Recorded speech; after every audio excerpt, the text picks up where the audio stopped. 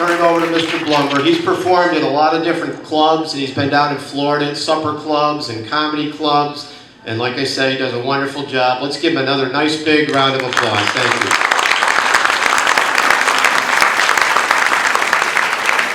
How do you like it so far? I didn't hear you. All right, today's going to be a little bit different than my other shows. The other shows were like 100% jokes.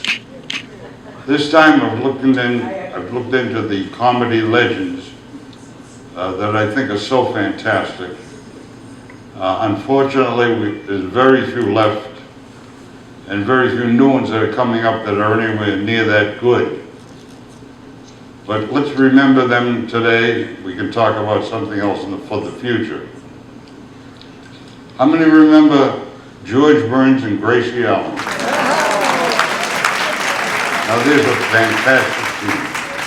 And unbelievably, they worked probably between, even after Gracie passed away, George went on and he worked from a teenager to 100 years old. And he was still going at that time. Let me read a little about him. In this particular case, I'm going to have to do a little bit of reading for you. Burns and Allen was an American comedy duo consisting of George Burns and his wife Gracie Allen. They worked together as a successful comedy team that entertained vaudeville, film, radio, television, and all these audiences for over 40 years. He went probably over 65 years. The duo met in 1922 and married in 1926. Burns was a straight man, and Gracie Allen was a silly, addle-headed woman. The duo starred in a number of movies, including Lamb Chops in 1929, The Big Broadcast in 32, and two sequels in 35 and 36. And A Damsel in Distress.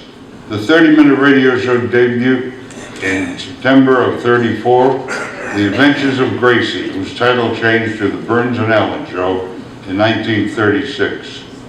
The series ran moving back and forth between NBC and CBS until May of 1950. After the radio show's cancellation, Burns and Allen reemerged on television with a popular situation comedy which ran from 1950 to 1958. Burns and Allen radio show was inducted into the National Radio Hall of Fame in 94. This series received a total of 11 Primetime Emmy Awards nominations and produced what TV Guide ranked as number 56 on its 1997 list of the 100 greatest episodes of all times. They were inducted into Television Hall of Fame in 1988. So here are people that started young, almost as kids, worked very, very hard. Vaudeville was always the fourth or fifth act in the vaudeville, and then they came up to, they just grabbed and enriched the entire world with their entertainment. Now Gracie was the addle-headed dumbbell, so to speak, of the group. Strangely enough, it started differently. They had George being the dumbbell, and Gracie was always correcting him. Somehow, she turned it around and started to make him laugh, and he took her lines and he took hers. Gracie wanted to bring her sister Bessie with her on their honeymoon. George told her that two people on the honeymoon would probably be more fun. So Gracie and Bessie had a wonderful time in Niagara Falls.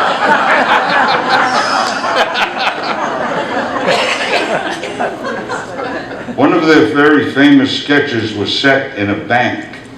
I love this one. Gracie, of course, was the teller in the bank. George walked up to the window and said to the teller, "I have a $400 check here, I'd like to cash it." She said, "Fine." He says, "Give me some large bills in there too." She said, "I'm sorry, I can't." He said, "Why not?" She says, "All our bills are the same size." That was Gracie. This is said to be one of the first acts that George and Gracie performed. At the time, they were only an acting team. George says in his book, Gracie, A Love Story, that he asked her several times to marry him, allegedly to share expenses. Though they married early in their career, they did not play a married couple. It was not until much later, during the run-in radio, that the marriage was announced. The show went on the same, no staged marriage ceremony, but simply an announcement was made and the scripts were changed to read that George and Gracie were a married couple. In this act that you're going to hear, and this is one of their original acts, just as it was written. By the way, somebody is sitting next to me here. It must be Gracie. My wife Evelyn, for you newcomers. In this act, we read one of many famous Brother Willie's sketches. Gracie often talked about her brother and his antics, which are amplified by her own unique point of view. Gracie's fictional family was much like her fictional self, which adds to the hilarity of her innocence. Gracie played her character so well that people would often think that Grace was the same way in real life. Now picture this, if you want to, while we're doing this, you can close your eyes. Picture you listen to the radio in your living room at home, and you might have been 50, 60, 70 years younger than you are now. George and Gracie entered the room holding hands. Gracie stops, turns, looks toward the wings and waves. She lets go of George's hand and walks toward the wing, still waving. Then she stops and beckons to whomever she is waving to come out. A man comes out, puts his arm around Gracie and kisses her. She kisses him. They wave to each other as he backs off stage. Gracie returns to George center stage. Who is that? You don't know? No, my mother told me never talk to strangers. That makes sense. This always happens to me. On my way in, a man stopped me at the stage door and said, "Hiya, cutie. How about a bite tonight after the show?" I said, "I'll be busy after the show, but I'm not doing anything now." So I did it. Gracie, let me ask you something. Did the nurse ever happen to drop you on your head when you were a baby? Oh no, we couldn't afford a nurse. My mother had to do it. You had a smart mother. Smartness runs in my family. When I went to school, I was so smart, my teacher was in my class for 5 years.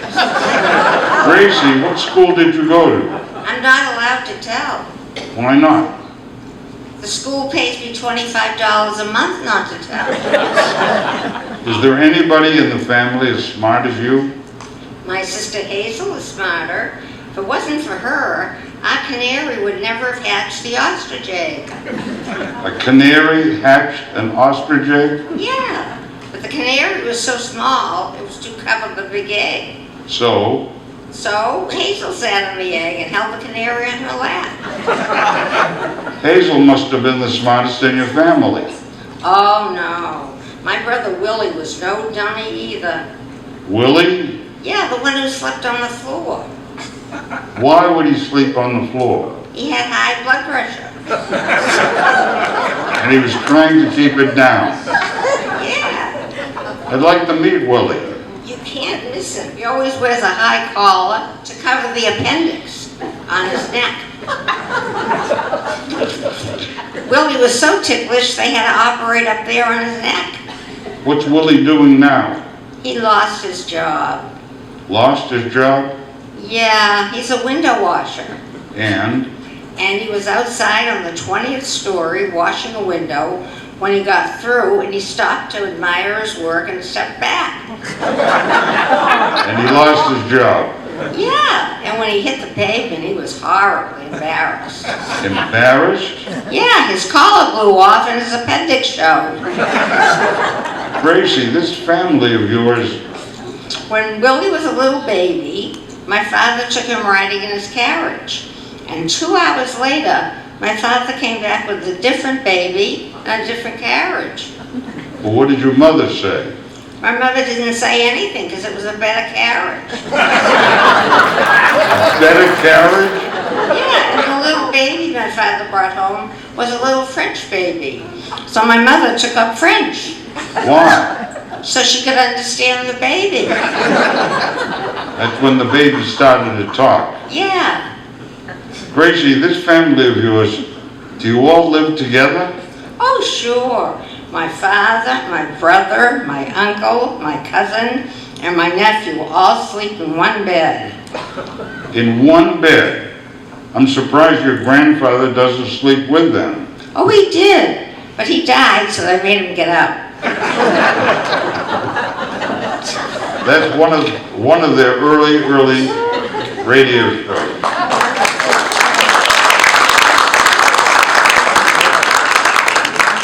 This second one was probably television too. It doesn't have the date on it. It's called Gracie Gets a Letter from Her Sister. Gracie, you got a letter from your sister Bessie. Oh, Betsy. Well, what did she say? Did she say anything? Well, she's just wonderful herself, but her son Willie. Willie. That's the one with the high blood pressure. The one who sleeps on the floor to keep his blood pressure down. Yeah, that's the one. Smart kid. Yes. Well, what about Willie? Well, he broke his back. I'm glad to hear that. Huh? Broke his back. How did he do that? Well, on account of he's left-handed. He broke his back because he's left-handed. Yes. You see, what happened was he had a donut in his right-hand pocket. And when he went to take that out with his left hand... Broke his back. Yeah. Well, you tell Bessie the next time to tell Willie that if he's got a donut in his right-hand pocket, to try to take it out with his right hand. Yeah, but that's hard to do when you have your pants on backwards. He had his pants on backwards? Well, you see, what happened was he had a suit of clothes with 2 pairs of pants. And he put one pair on frontwards and one pair on backwards. Are you sure? That's when the truck hit him. Are you sure that he could go either way? Yes, that's when the truck hit him. The truck? What truck? The truck that didn't have its lights on. Why didn't the truck have his lights lit? Because Oh, he had... hold it. Did the guy in the truck have his pants on backwards, or did Willie have his pants on backwards? Oh, George, you're trying to confuse me. I'm confusing you? Willie had his pants on backwards. Oh, but the fellow in the truck, why didn't he have his lights lit? He didn't have to. It was daytime. Are you getting this now? Oh, no. Well, how's the fella? But if he didn't have his lights lit, didn't he see Willie coming? He didn't know it was Willie. He saw 2 pair of pants coming toward him, and he drove between them. Say good night, Gracie. Good night, Gracie.